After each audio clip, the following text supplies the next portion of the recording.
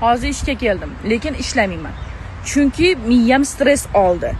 Yo, kecha O'zbekistonning chekka tog'li hududlarida hamchi, hattoki lavina pasta, selapasda ham atkaz bo'lib, svet o'chmasdan butun O'zbekiston chempionat tomosha qilganda, noinsof, o'sha bitta golni cho'ntagingga solib ketmasdan hisoblasang o'lib qolarmiding, a? O'lib qolarmiding? Ilohim shu 40 millionga yaqin aholini qarg'ish tutsin. Ishonasanmi, ertalabgacha uxlamasdan qaysi qarg'ishlarni bilsam, har birini bittadan aytib chiqdim. Hali yetib ham boradi, to'xtab turgin.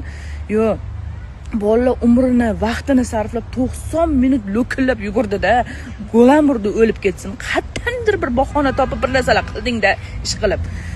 Men telefonni restart xizmati bor-ku, bilasizlarmi? O'shunaqa qilib miyam restart xizmat qilib o'chiraman desam, knopkasini topa olmadim.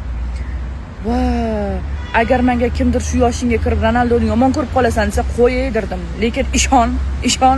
Voy, butun bir xalq dushmanidek ko'rinding ko'zimgacha. Sekora yugursang o'larmiding? Senga nima yetmayapti? Bilarding mehmon bo'lib borganimizni, izzat hurmatimizni qilsang o'lib qolarmiding?